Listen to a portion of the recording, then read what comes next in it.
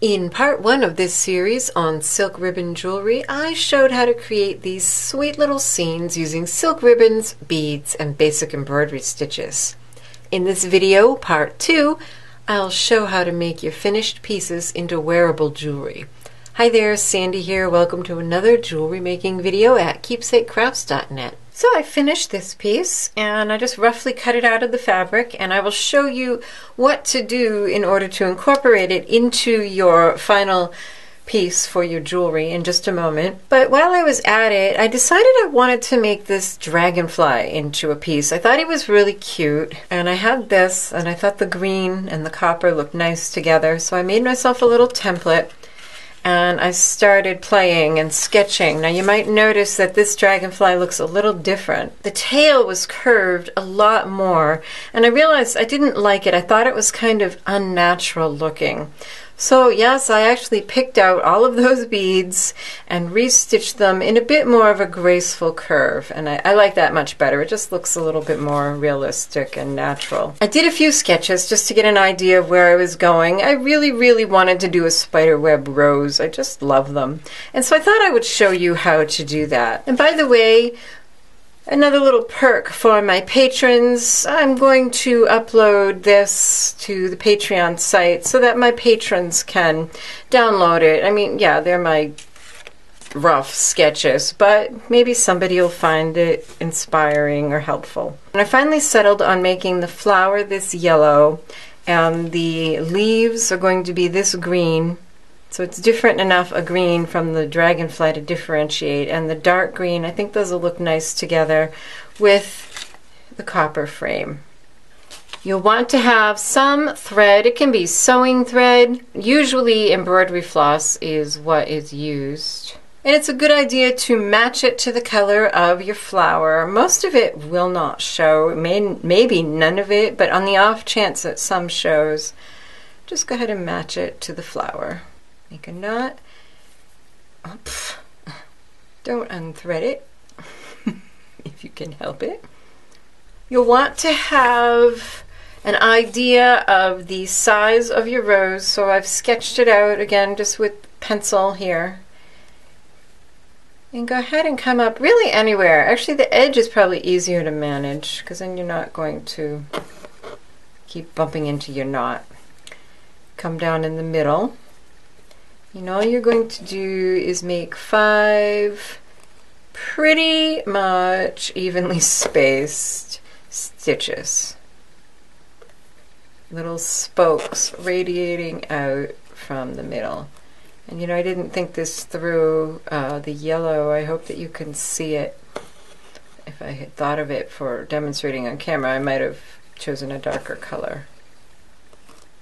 But you're just going to make 5 little straight stitches. And this is the foundation for building the spiderweb rose, and you can see how it got its name. Because we're starting similarly to the way a spiderweb starts. Okay, so once you have your spokes, you can go ahead and tie off your thread on the back.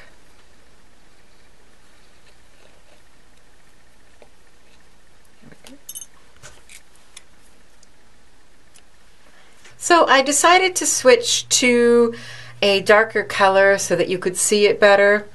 Also, let me be entirely honest, my camera cut out and didn't record the other one, so it was a good opportunity to switch to a darker color and a bigger piece so you can see exactly what's going on.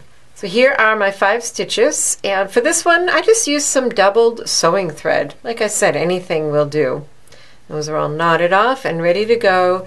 And here I have a length of 4mm silk ribbon. Now it's hard to judge exactly how much ribbon you're going to need for each rose because it depends on the width of your ribbon and the diameter of your rose, and also how tightly you're going to wrap it. For this little one, I think I used under 15 inches. But this is a pretty tiny rose, probably ½ an inch across. So it's one of those things, just cut plenty. Experience will tell. So what you want to do is knot the end of your silk ribbon the way I showed you, and come up right in the center of the stitches. The only times the ribbon is going to go through the fabric in this rows is when you come up at the beginning and when you go back down at the end. Otherwise, it actually all stays on top of the fabric. All you're going to do is start weaving over and under in a circle. So under, over, under. Usually you can do 2 or 3 at a time. 3 in the beginning, and then often 2 as you get to the outside edges. Now, see all this curly queuing? In all the other stitches I showed you to straighten it out, but for this I'm actually going to leave it and kind of leave it loose and let it be all twisty and loose, because that's what makes the shape of your petals. So we were under this one, so over, under, over. Let's see, can I get another one? Yeah, I did get another one.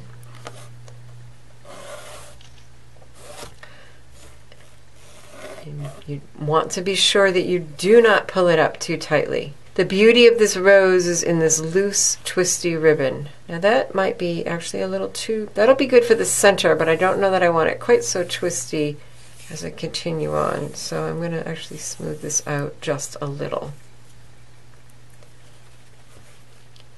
You just keep your stitches nice and loose and light and work your way around. It's really fun because it looks so beautiful and so complex, and yet it's so simple to do.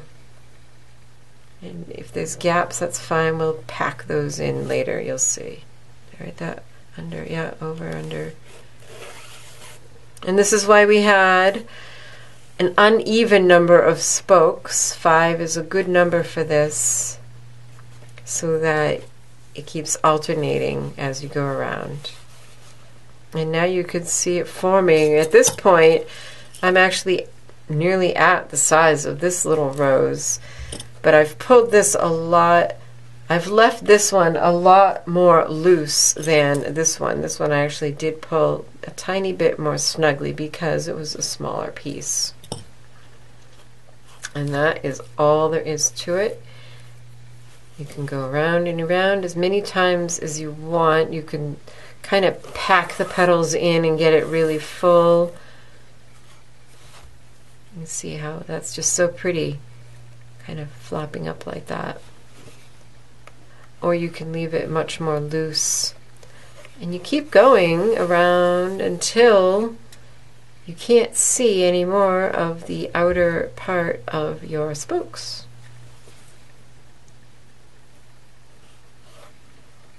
There is a limit to how big you can make these and have this stitch work. Because see, this is a curved stitch. Normally a thread would want to go straight from point to point, but we're going to leave it nice and loose, and it kind of gets caught under this one, and that's fine. But you will reach a point where if you're trying to make a big, huge one, you'll have to use a different stitch or do something different. Maybe tack it down or do a couched rose or something, which is a subject for another day. But it's just, it will only get so big before the stitches will come straight across instead of curving around for you. So you can see what I meant, that when you get to the outer part here, you can only do a couple of spokes at a time. And when you're done, all you do is pop your needle back down. I usually tuck it under a petal, back down, make a knot on the back, and you're all done. Okay, onward to finishing this piece. So it kind of depends on what you have for a bezel, just what it is that you're going to use. Depends, will dictate how you finish the piece. For example, this one, I didn't really even think it through.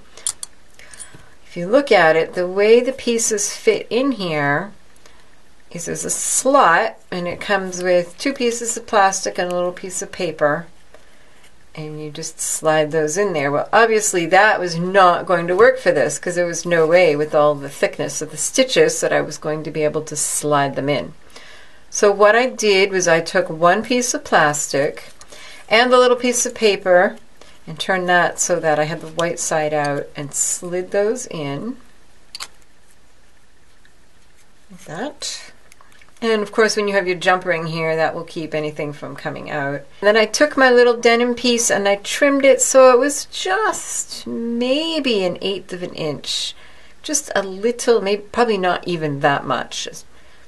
A scant 1/8 of an inch bigger than the inner frame all around. And then, honestly, I just tucked it in. I took a needle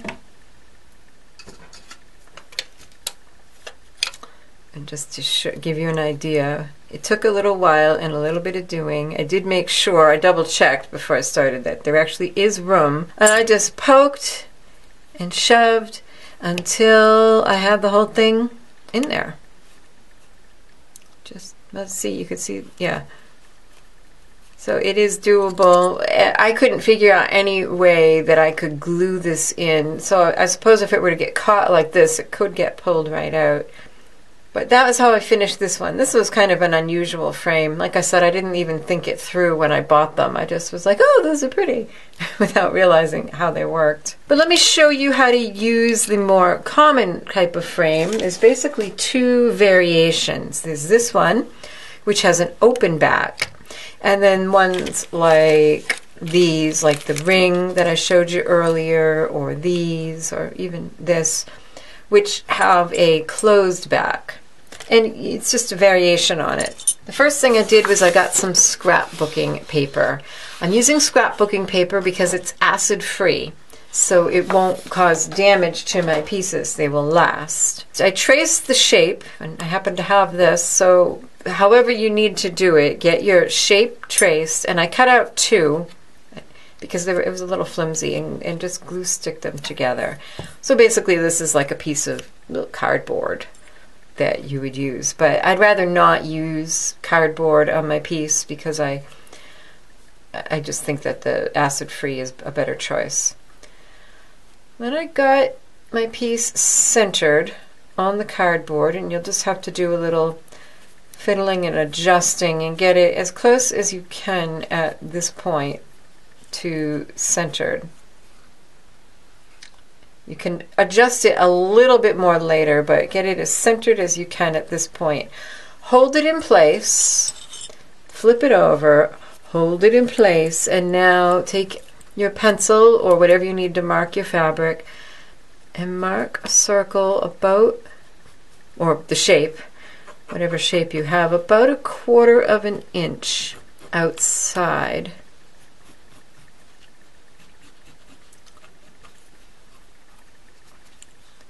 template. It doesn't have to be exact, but around there. That'll do. Okay. Now grab yourself a needle and thread, any needle that will go through the fabric, any color thread, it's not going to show. And do a running stitch, just up and down. The smaller you make them, the more evenly it will gather. So I wouldn't, somewhere around 1/8 to 1/4 of an inch per stitch. I wouldn't make them much bigger because then it won't gather quite as smoothly. And end with the 2 threads fairly close to each other. Lovely. Couple other things you'll want to prepare. If you are using an open back piece, then you'll want something to go in the back to cover what's on the back so it looks neat and tidy. I used just another piece of scrapbooking paper, something that I thought looked pretty and went with the colors I had chosen. So that's in there. And also a little piece of batting. This is thin cotton batting. You don't really want to use something too thick because unless you have a bigger piece. For a piece this size, you don't want to use something too thick, but just a little bit of batting kind of helps smooth out. You've got all these lumps and bumps from the stitches, and with it being such a small piece, just cut that out. I cut it ever so slightly. I just kind of beveled my scissors and cut it ever so slightly smaller than my backing piece. So tuck those in there with the batting against the back of your embroidery and your paper / cardboard against that, and pull. Oh, I forgot one thing. Once you get this traced, don't cut off your threads. You can do this before you do the stitching if you want. Go ahead and trim that to, again, around 1/8 to 1/4 of an inch. Don't cut it too close.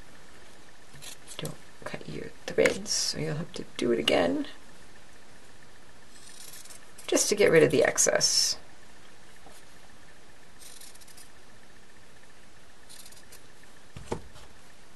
Okay, now batting against the back of the work, cardboard, grab your threads and pull. And you can see what I mean, that you can adjust it a little bit at this point, kind of shimmy it.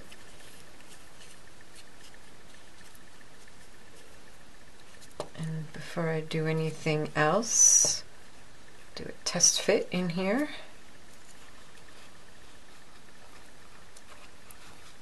And that should work once I get it all pulled tight. It might be, I think my paper needs to be trimmed just a tiny bit. I don't know why I didn't test that before.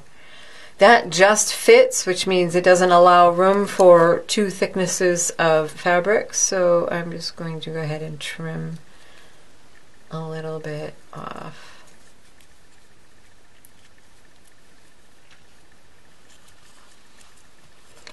Oh, cute. So once you're satisfied with it, feel free at this point to fuss with it and mess with it as much as you want. Then just add some E6000 glue. I would, once I'm happy with everything, where this one has a lip here, I would add just a tiny bit along this lip, glue in my backing, and then add more to glue in the finished piece. And of course, if you have a piece that doesn't have a backing, you can do the exact same thing, except you just have to glue that on. You don't have to mess with adding a backing piece. If you are making a piece that is rectangular or square, you don't need to do the gathering like you do with a round or an oval. Instead, all you need to do is trim your piece. If we pretend this has silk ribbon embroidery on it, trim your piece to about 1/4 of an inch bigger than your backing all the way around. And then we'll do little miters. What's helpful is to have some glue, either tiny dabs of E6000 or even just some glue stick. The way to get a nice neat corner is to first fold down the corner and then fold this over. But now watch that. Can you see how that is like curling up? What you actually want to do, if I just fold it like that, I get that pinch there. What you want to do is fold this. You get this nice 45-degree angle here. Fold this in your fingers and hold it flat as you roll that edge over. And if you do the same on the other side, then those should meet very neatly at a 45-degree angle, and you have a beautiful miter and a really nice, neat corner on the other side. I'm holding this with my fingers now, but I would be adding just little tiny bits of glue as I did this. If you didn't want to glue, you could do some hand stitches and tack that in place as well. And you just do that on all 4 corners. And just for laughs, I thought I would show you the piece that got it all started. This was actually a kit that I bought at a craft store years and years ago. And you could see it's quite grubby. I wore this a lot. I really loved it. And I think this is what got me started in doing silk ribbon embroidery, all sorts of pieces. I decorated a lot of clothing and different things with it. But are you ready for this? Oh my goodness. Is that the worst finishing job ever or what? Oh my, that is so bad. I think I used a piece of packaging plastic back there. Okay. And then I hot glued the pin back on, which is coming off, which isn't a bad thing. No neat, tidy finishing on here. Oh no, I just got it done. But you know what? I loved it and wore it a lot. I do love this little frame, and I think I may redo this. I suspect I can do a nicer job now. So anyways, I hope that you enjoyed this project and that you will give silk ribbon embroidery a try. If you're interested in the supplies, click on the iCard in the upper right of the video or the link in the description box to go to my blog post, where I'll always have a supply list with links to products.